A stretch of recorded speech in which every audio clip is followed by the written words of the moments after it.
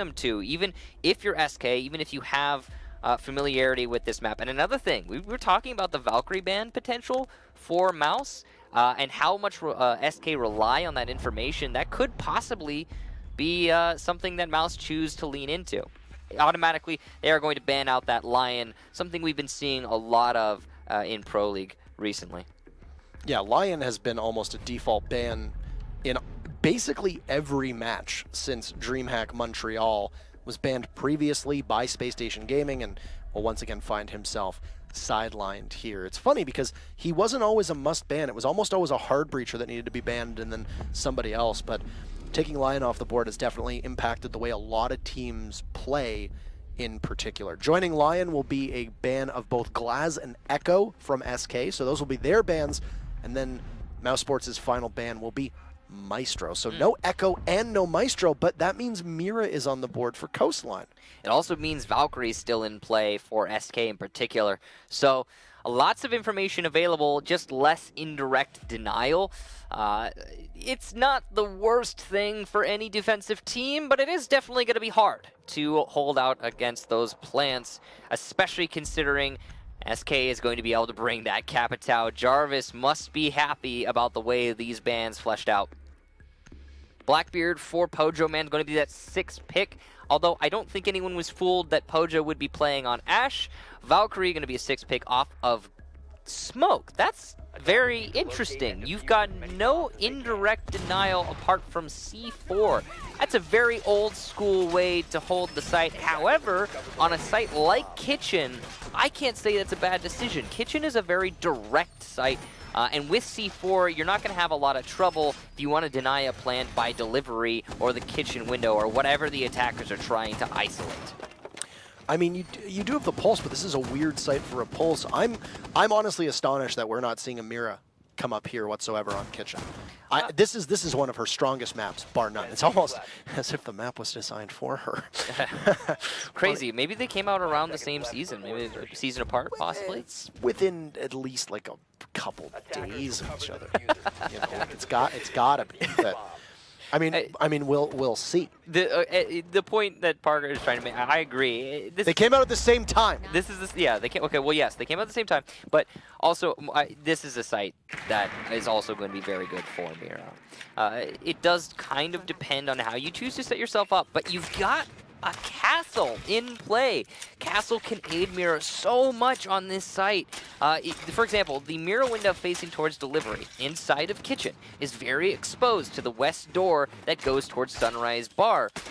But you could do two different things to fix that. One, you can put a Castle barricade on that door and give yourself at least a little bit of prompting if you are going to be pressured from that area. Two, you can roam by Sunrise, which is what most teams choose to do. Either way, though, SK is aware of the way this is being set up, and they are going to be pushing from that Sunrise Bar to try and pressure from the west side. I think a good call, to be sure. Immediately, the Valkyrie camera is going to get spotted, and you'll see the Castle barricade will fall. Pojo playing through this wall that has been shot open inside of Sunrise will give him an angle all the way back by the shelving units inside of Kitchen, daring the member of Mouz who's positioned to buy that reinforcement to move. And that's England playing there. So you could see that the line of sight Pojo has right now would potentially disable the Mira window inside of Kitchen. And I guess that's why Mouz has chosen not to bring Mira, but still, there's other places you could use those windows to even deny the push that SK is trying to employ right now. Mouz have rotated a few of their players back to site, but they still have a heavy presence of 3 players on that top floor. And SK has chosen to rotate their push somewhat. They were seemingly completely dedicated to a west side push, but now only Nyx remains on that west side. As he inches his way into sight, he actually might be able to pick up some free kills. The rotation has happened for Mouz. No one's watching his push. England will go down with relative ease. No second kill, though, for Nyx as Beastly shuts him down thanks to that alibi Prisma. And Beastly's going to be completely cut off, playing over by the service entrance. He'll try to push into delivery. Pojo gets Diffuser down for free. Mint with a kill to pick off Poppy Vandal. And now Poj doing great amounts of work. Not only taking the Diffuser and planting it, but also getting the kill that's needed. Vertical from above has a great angle onto the Diffuser, but that's all he can really see and will likely have to jump through this big double window inside of the penthouse. But he'll be last one left, And if he jumps, he's almost certainly going to get picked off, as Houghton playing in delivery, or in security rather, will see Hyper, meaning that Vertical will have to go for the retake. And there's Houghton Cold just watching the hatch inside of main lobby. Vertical playing from above, running out of time, and we are only a couple seconds away from it being impossible for him to defuse, about to hit the point of no return, and there it is. So, whether SK gets this kill, and they will, as Houghton gets the final 2 frags for his team, it was out of time no matter what for Mouz. Out of luck, out of time. Yeah. And there it is, a nice skeleton key kill that we see. It was actually Mouz, Poppy Vandal, getting a couple skeleton key kills at DreamHack Montreal, and SK will now pick up one themselves. So that defense had so many glaring holes in it. There was a lot of, I mean, they were paying attention to the west side push until they noticed that SK were rotating off of it, but they didn't factor in the lurking Nyx. A huge mistake for Mousesports, and it disrupted their entire hold. The one kill that Nyx was able to get was the Valkyrie playing in the immediate denial position for that delivery plant, and Pojo took he took everything. He took every advantage that was given to him and allowed and just walked into the delivery and planted the diffuser. I mean, there's not much more to say. It was just a bit of a 1-2 punch from SK. Mouz went down with relative ease. I mean, did Nyx even like lurk? Because you called it a lurk, but he didn't. Well, he just didn't really lingered. Lurk. He just walked right in. He lingered. No, he just walked right in. No, because here's the thing: the entire SK push rotated off of the west side, except for him. And then once Mouz had changed their defense, then Nyx was in the site. You're absolutely right. For Nyx, it was indeed a west side story. Why? Why not? That's like the 3rd time you've used that one. Second time. The first time I was talking about Oregon when they pushed in through Junk Tower, and I was like, would you call it a west side story? And you were like, ha ha ha ha ha. Canned laughter. You know, like when you're watching a sitcom and it's got subtitles on, and then the audience will laugh, and it will say on subtitles, it will say canned laughter, because everybody knows it's fake. I never understood that that fake laughter behind the sitcoms. Because if you don't know when to laugh, I mean, if it's not funny, you don't know when to laugh. Do you think it was always fake? Were there no shows where it was? No, there used to be studio audiences for sure. Huh. Absolutely. I mean, even like you look at some of the great shows. There's definitely studio audience there for a lot of these shows. Anyway, Mint on the window by main lobby stairs. He'll use 2 rounds of X-Karos, and looks like he was quite successful, but there might have missed. That is very confusing. It actually looks like 1 round of X-Karos might have missed as he was trying to. He's got, and now he'll miss his drone. A bad start for Kyle Lander. But he has what he needs open, and that's the wall, the south-facing wall. I want to say there's a Nitro Cell from Vertical downstairs, ready to deny any pushes from the north, though. But you had a Valkyrie there. There could have been a free kill onto Nyx. Well, I mean, they don't have to rush it. It's not rush it. It's a free kill. Would you say it's free, Parker? Why do you do this? Hey, you get to do yours, I get to do mine. It's free. It's free. Nope. So God, Parker. Pojo inside a hall. It's not fair. You'll get your puns. I promise. All right. Well, you can see that Valkyrie has actually taken some damage. Hyper already down to about 25, and yeah, he's got to get rid of that C4 somehow, somewhere, if he wants to influence this round. Vertical also tucked away inside a bathroom, and Jarvis is the one applying so much pressure to them that they are cowering over in this corner right now. Yeah, you've also Houghton got, as well. like you said, Houghton is there, and he'll be able to tear through that bathroom wall with his skeleton key quite easily. You can see he's got 19 rounds of it still remaining. So it's, along with the C8's ability to do counter-based destruction, it could possibly be very difficult. But look at, yet again, Nyx is just going to come right in, but he's going to miss to England. Oh man, they just don't have any coverage whatsoever, and they have a Valkyrie to possibly be relaying this information. The inability to use that C4 earlier in the round could possibly come back to haunt Mouz.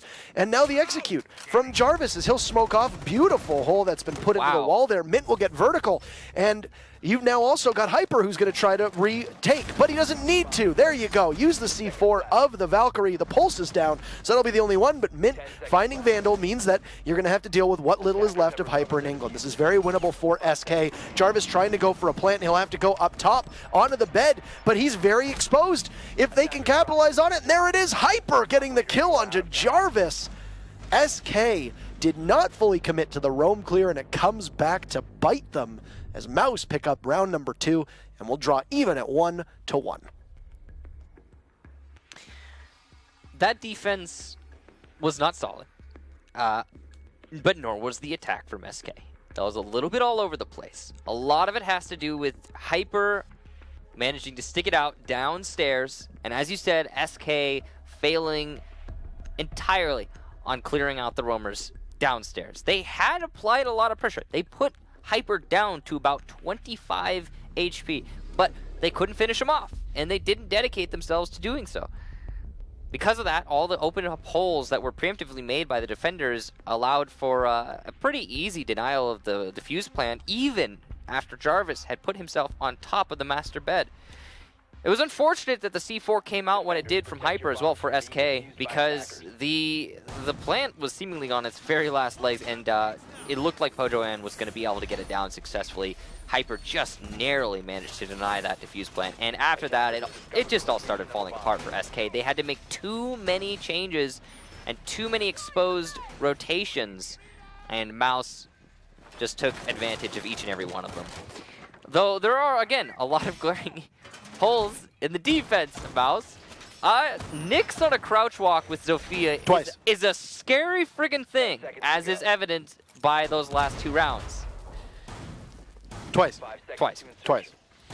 Will this happen a 3rd time? He just creeps up and there's nobody watching whatsoever. Yeah, I mean, these are basic lanes too. It's not like he found some crazy wacky hole that's never been exploited before. No, it's just a very simple thing that you need to watch, but it's not being watched. Anyway. Look at that. It sounds like the X-Karos already being put to use on that main doorway into the lobby. And there you go.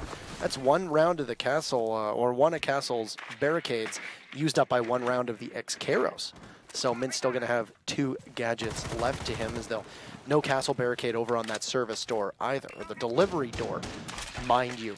Probably going to use those X-Karos, I would imagine, probably onto the wall that you see the smoke playing on England, who I don't know if he just got spotted by a drone. He's positioned where usually the mirror window would be tucked away in the corner just behind the first bomb inside of the service entrance, which is over by B. And look at that, England has rotated. I think he did probably spy the drone. Yeah. Mint has been pretty liberal with his usage of the X-Karos, just kind of getting them out there and making sure they influence the round in one way or another. And that's a little bit uncommon, but I like it. It's a good mentality to just use your utility whenever you can, whether it be opening up castle barricades, getting that south wall over by projector, no matter what, just trying to apply as much pressure as possible. So an interesting mentality and a nice one from SK. Seems like they're committing fully to the west side push this time. And they have it. Nyx at this door yet again. He's gotten rid of the razor wire, so his position is not going to be hurt. He could possibly just creep right up again. And I wonder if he's going to do this. It's happening. Again. It's happening. Nyx is just walking right in. He's in the corner, could possibly even commit to a plant. Pojo's holding it. First kill is going to come from the alibi, a vertical. He'll take down the hard breacher. And look at that. But Nyx gets spotted. He gets beastly. England will trade it off. Nyx coming so close. But he did it again. But he did it again, and that's a C4. That will be squattered. You lose the pulse. That's such a valuable operator. Pojo has the diffuser at any moment. All he needs to do is kill England. If England will go through this hole, double duty. But Vandal, what a play to shut this down. Jarvis getting taken by the alibi. Pinged away, trying to dare the smoke. Pojo will see him. He'll miss his shots, but I think he knows. Oh, he pulls out Deagle. Goodbye, England, and he'll have to go for a plant. Can he go for it over by the service shelving unit? Last man left is Jarvis. Only 30 seconds to go. But he's cutting off rotation. This is beautiful. The last remaining defenders cannot rotate to deny Pojo Man's plant because of Jarvis's positioning. If he could continue to do this, all of the defenders are on the south side of the building. They have to cross Jarvis.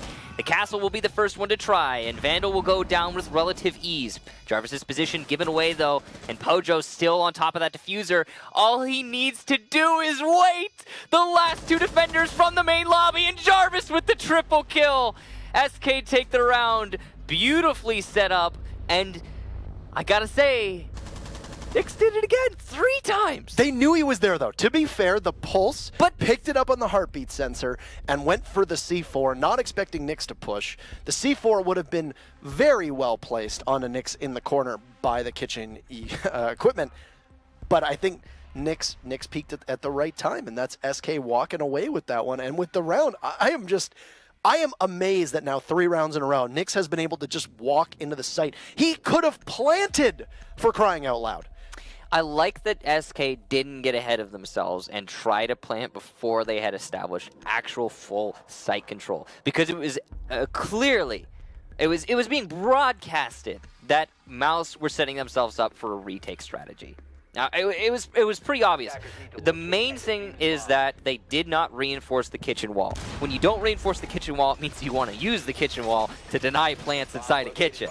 And the fact that there were 3 roamers on the south side of the building for Mouz, it reinforces that fact even more, because from the south side, you can go into the open area and you can shoot through the kitchen wall to deny a plant in kitchen. So I appreciate that SK read into that and established that they needed, yes, we need to push all the way through A into B before we plant the diffuser. And they did just that, and they set up Jarvis in the perfect spot. After losing so much manpower, they only needed the planter and Jarvis to win the round. And as you said, the way they had positioned Jarvis was brilliant. He was in probably the strongest position. Very, very difficult for Mouz to win that. The only way was if you have one peak to try and cover the other and get Jarvis as he's trying to take down both of them. But they were running out of time. That sounded like it was a frag grenade that was tossed there. Oh, you know what it probably was? It was probably the spent cartridges from the XKROs. You know how sometimes they do rattle? Yeah. Very similar. Then you hear an explosion, likely going to be one of Vandal's castle barricades, as Mint is able to take it in 30 seconds. Mint has been using his XKROs really just proactively. I mean, he's already, he's used 2 of them already. So yeah, that was clearly what it was. Wow, Hyper are going to eat some bullets here from Nyx early on. Not enough to kill Hyper, and we've seen Hyper do some amazing work with 20 to 30 HP before. So he's not out of the game yet, but that is some pressure being applied already to Mouz. This is a type of aggressive SK that I don't think I've seen before. It's kind of odd, but I like it. I like that SK are changing their play style actively to try and keep their opponents on their toes. Yeah, man, I wonder if we're going to see the same thing unfold from Nyx yet again, as he's trying to figure out where Hyper is going. He sees one of the alibis, but yeah, 4 times in a row. He's been getting that opening frag and then dying immediately, time after time. And he's looking to do so again, hopefully without the dying immediately part for his sake, but who knows? The setup, though, from Nyx will be followed up by Mint. Vertical will trade that off right away, as Mint did get the very first kill, as you noted, but hot and out of action. Not just a good player for SK, but also the Buck has a lot of usage here, in particular on this kitchen site. Ooh, Nyx missing some very important shots onto Vertical, and that's going to lose them the lead, but Mint with his second in the round, and it's immediately equalized. Back to a 3-on-3, or well, to a 3-on-3. Something weird is going on, and I think we might be going to a rehost. Just a hunch. Well, Mouse's stint on defense. They'd won Penthouse Theater in the second round, and because it is the 5th, it's back unlocked again. So, a site that they didn't really struggle at all with. The most interesting thing for me about when they were defending Penthouse was that their south wall into projector got opened up very early into the round by Mint. And despite that pressure that they were feeling from the south side, they had actually a pretty easy-going hold. The biggest flaw in that hold, however, was, of course, Nyx walking through L and just shooting defenders in the side, inside a projector, and he was able to do a lot of damage. And it seemed like because of that damage, SK was going to be able to get the defuse plant with relative ease under cover of smoke. However, Hyper left his own devices downstairs with so little HP, but still a C4 in hand, managed to deny the defuse plant not once, but twice. And because of that, Mouz managed to get the round. Now, you can imagine that SK are going to put some things into motion this round to deny that play downstairs, or they're going to position themselves better to not have to worry about the downstairs play. Whatever the case be, it's something that they're thinking about now. And I'm sure it won't trip them up as much because of that. However, it's, you know, of course, then going to be likely that Mouz will make some changes as well in response. We'll see how it plays out, but I'm sure it'll be much different than what we saw the first time. They finally brought a Mira. I think they realized that she wasn't banned. Yeah. Which is nice. Very important operator, that. Yes, and I mean, this is how you're going to see her get used, though. I mean, it's been a while, honestly, since we've seen Mira on most of these maps, so how Mira is able to impact the meta is very interesting, because I'm sure a lot of teams probably don't bring her. I mean, that's pretty commonplace, actually. It looked like England might have taken a bullet or two through the wall here of Hot and Cold as he just sprayed through that window, but hard to tell, as the Smoke is the only person who has lost any bit of their HP. Not much damage. Even if it was a shot, no matter what, you're going to be in a fine position there.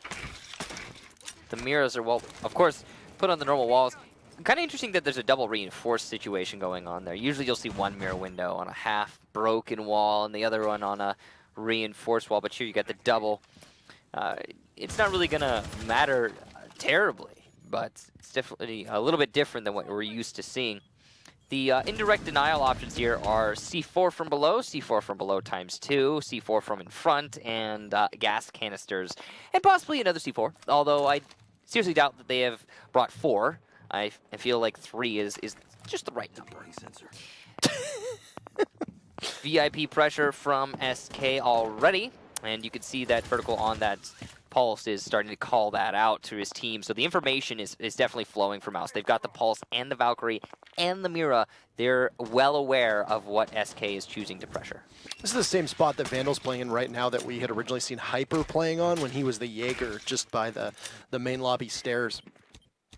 It's a good position to be in. You can possibly get some good coverage there on Luggage. England, who'd taken some damage in the start of the round, will be finished off by a grenade from Hot, expertly tossed. You can see there's no Jaeger on the board for Mouz. I would like to mention that apparently I spoke too soon. They do have 4 C4s here. Yeah, there you go. So they brought them all.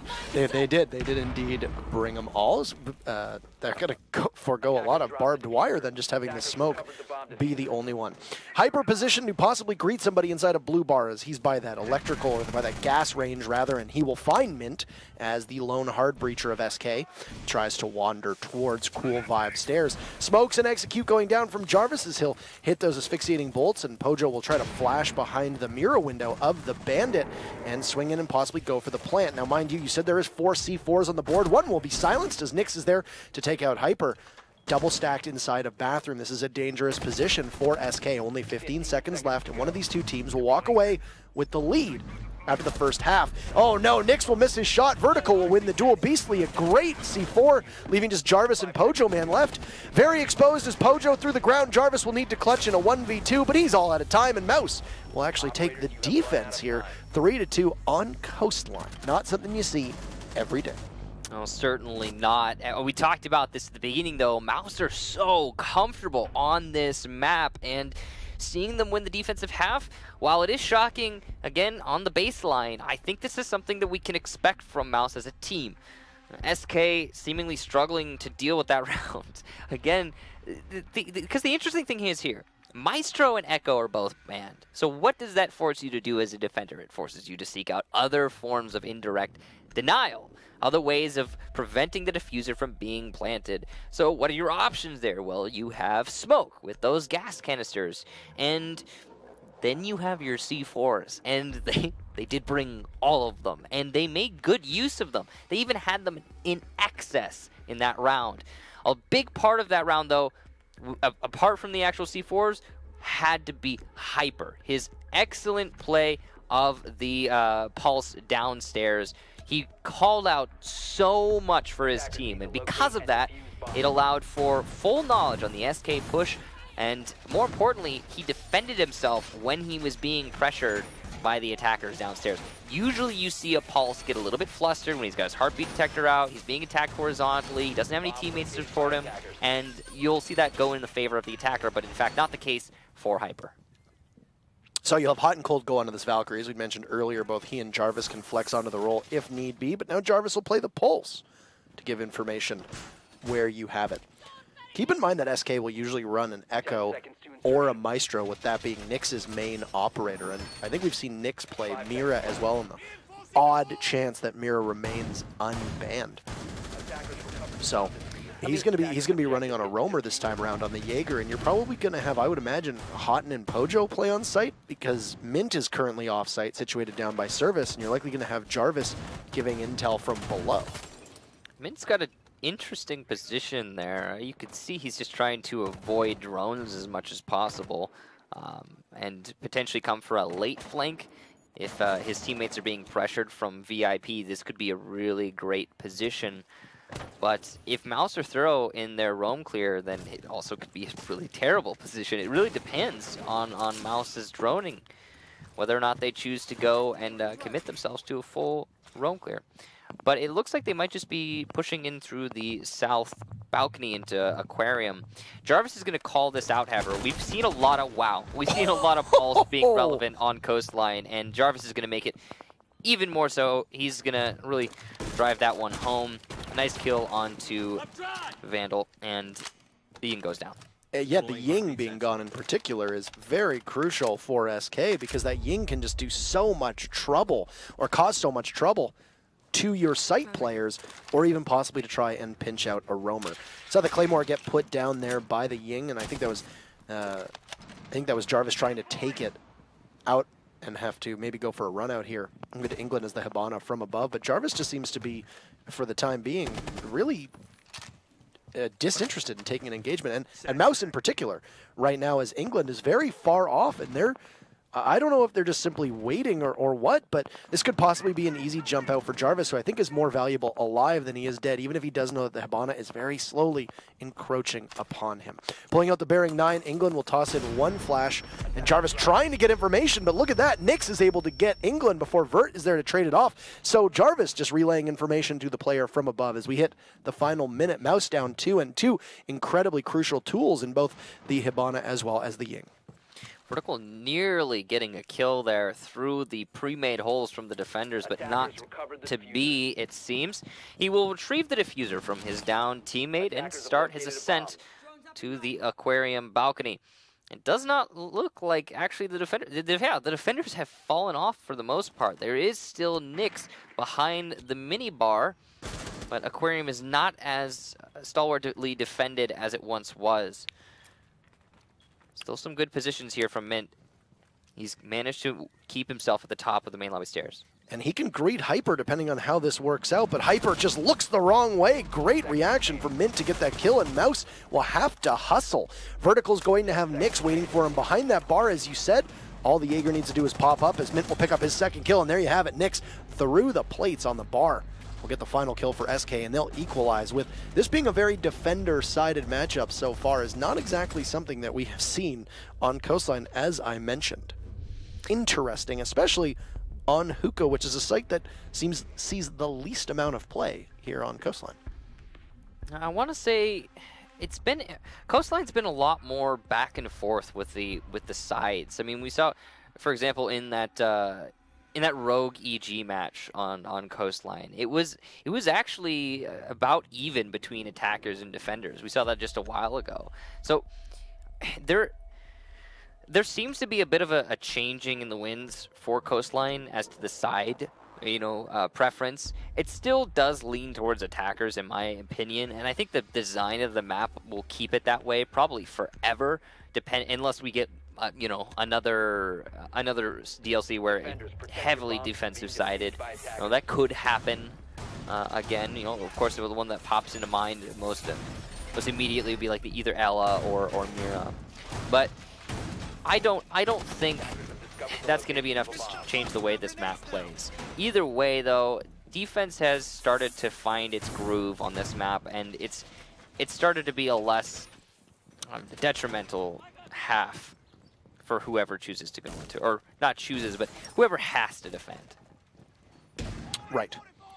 So SK's second defense coming downstairs to kitchen. Unsurprising. Once again, no Mira being trotted out.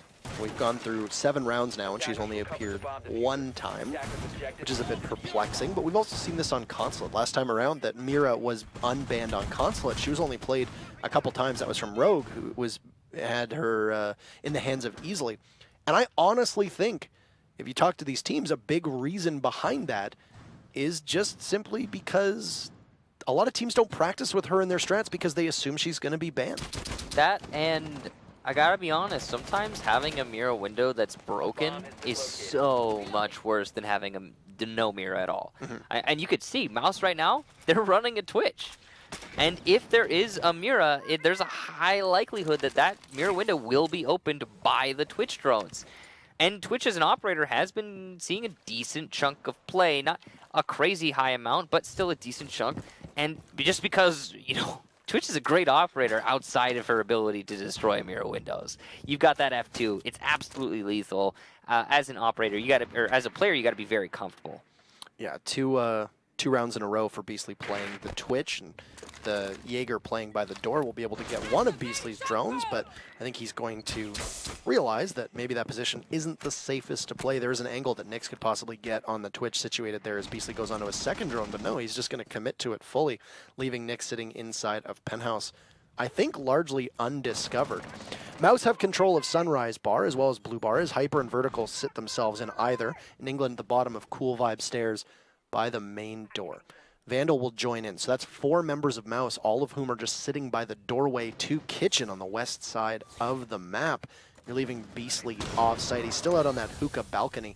There's 2 members of SK up there, and I think that Nyx sees him ever so little, but Nyx is going to have Mint as well. You can hear both the F2 as well as the Scorpion go off. This could be a very successful pinch right now.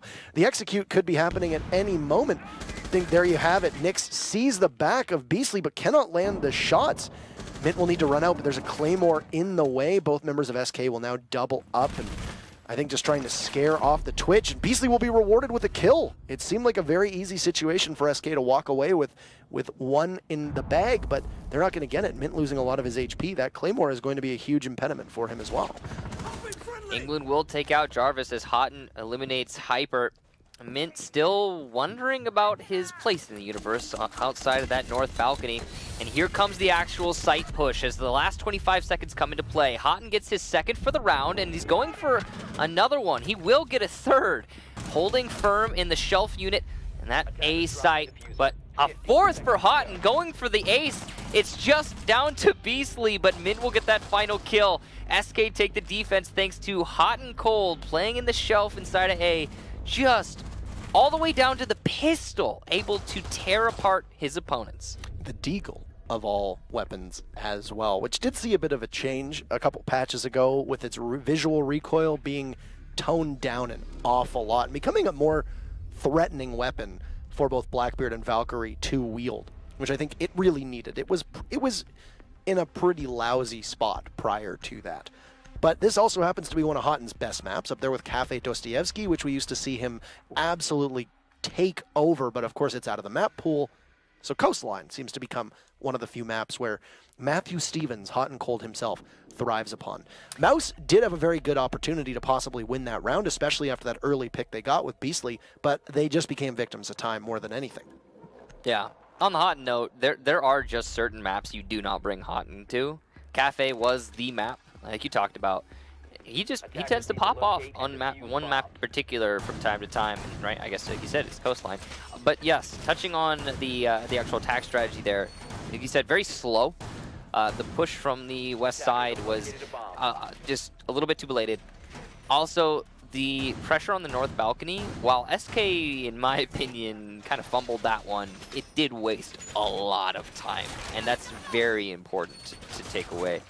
So, props to SK, delaying the push on the roam, I'm not really sure what Mouz was trying to accomplish in that attack round. It seemed like they were a little bit confused, and their actual site push came with 25 seconds when they decided to try and pressure the site. And all the while, seemingly nobody called out that Houghton was playing by shells. Because the thing about that position that Houghton was in, there is no real hard cover.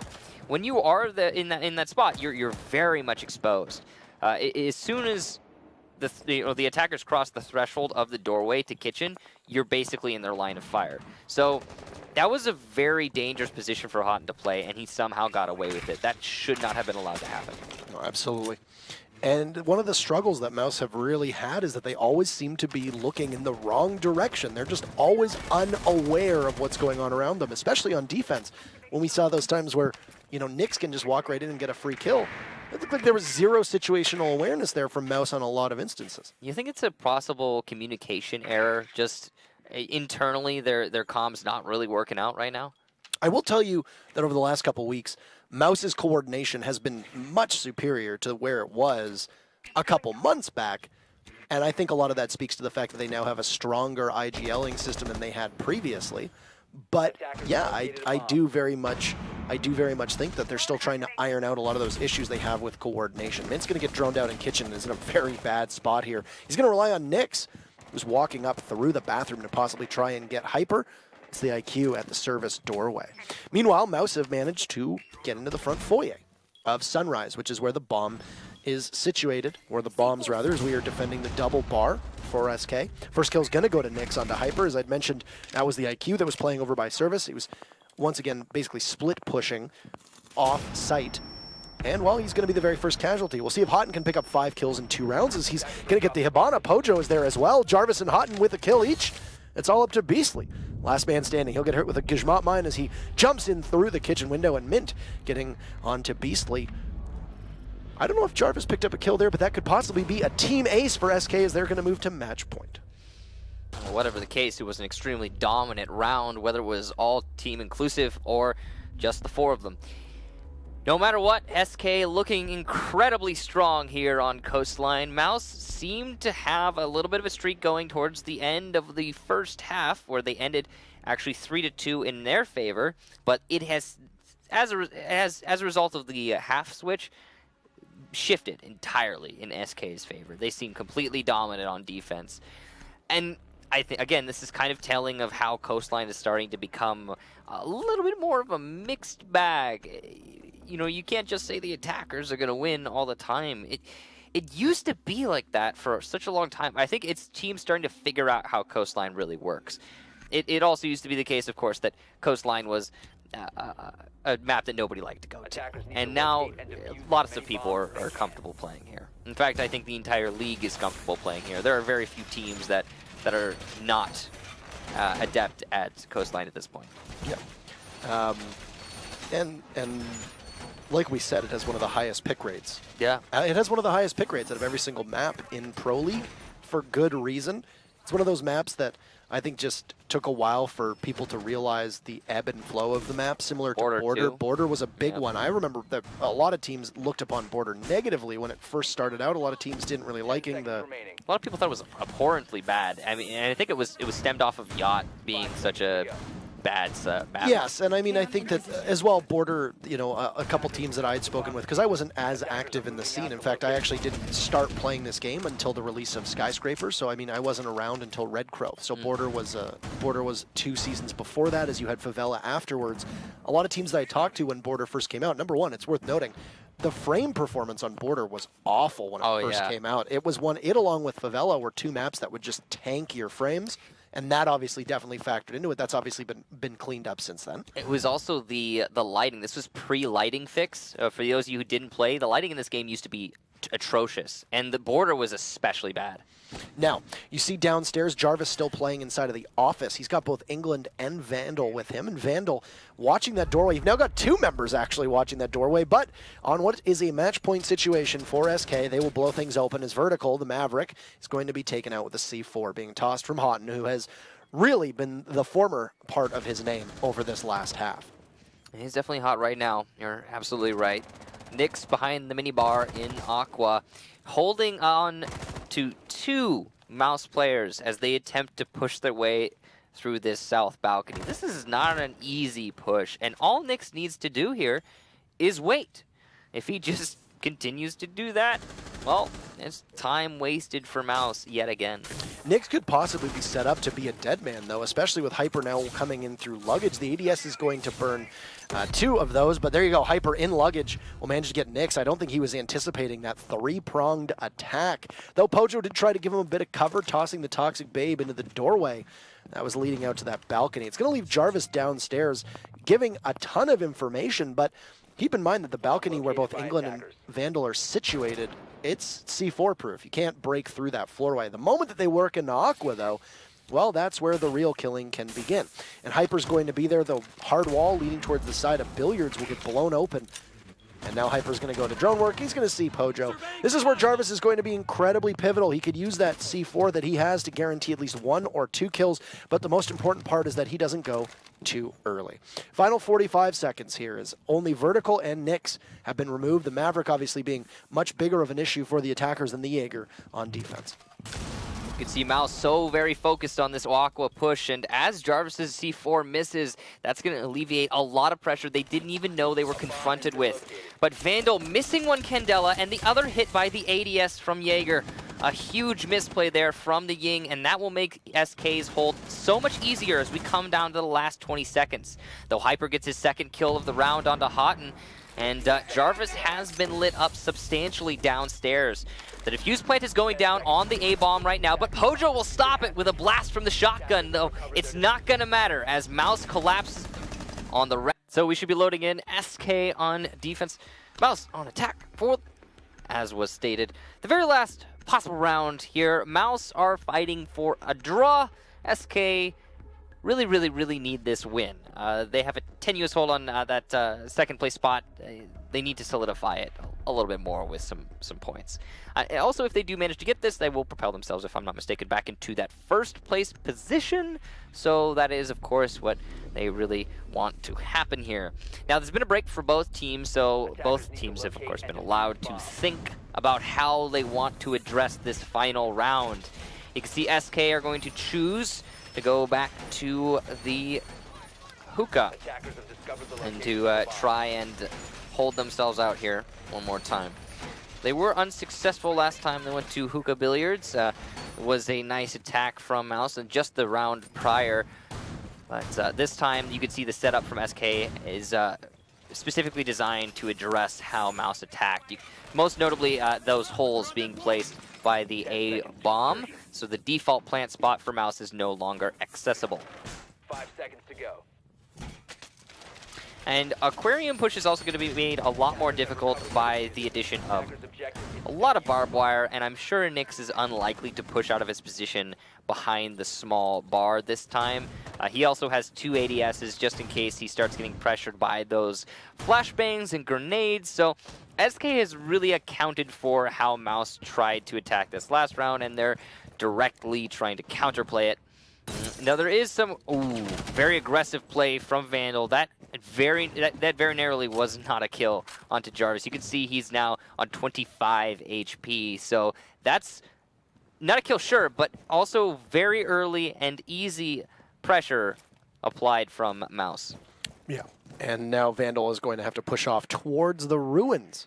Like you said, Jarvis getting lit up quite substantially and unable to get that early lead-off kill. Hyper is going to get droned in now from Beastly, that little Twitch drone, which has most recently gotten a bit of a nerf to its sound in the sense that it is now louder than it used to be, but still quite quiet and sometimes hard to hear it over the talk of team comms. Hyper is joined at his side by the able hands of Vertical, and Capitao being able to possibly do some entry work alongside Hyper, who will now go towards luggage, the powerful position that he was in before, in which he found Nyx playing behind the bar. And there you have it, Nyx inside of Aqua, trying to see if he's going to get droned out, but it doesn't appear that there's any intel on him whatsoever. Hyper just holding that very tight angle around the doorway.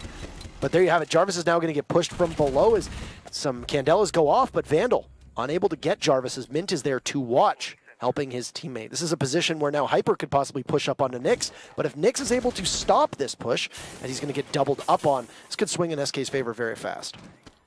Love the teamwork here from SK downstairs on the south, able to hold on to that lobby.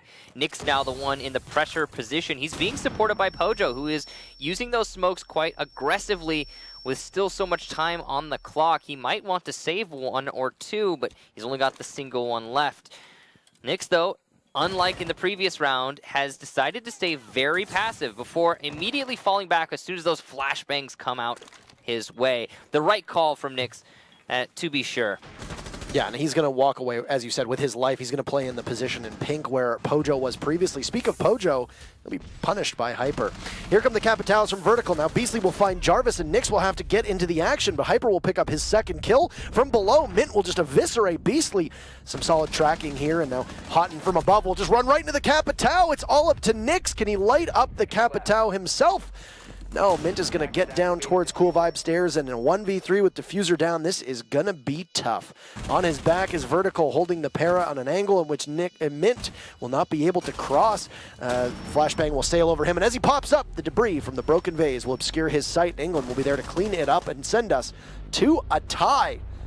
Looked like it was going to be locked out from SK there as they traded the lead back and forth in the first half, but 1 point apiece for both teams. It's pretty good for Mouse, but for SK, as we mentioned before, leaving points on the table against both Obey and now Mouse, they will at least, with that point, tie EG atop the standings and actually retake first place because they do have the tiebreaker against EG, right. But they're going to have Space Station right behind them, as well as Rogue looking to possibly take it over next week.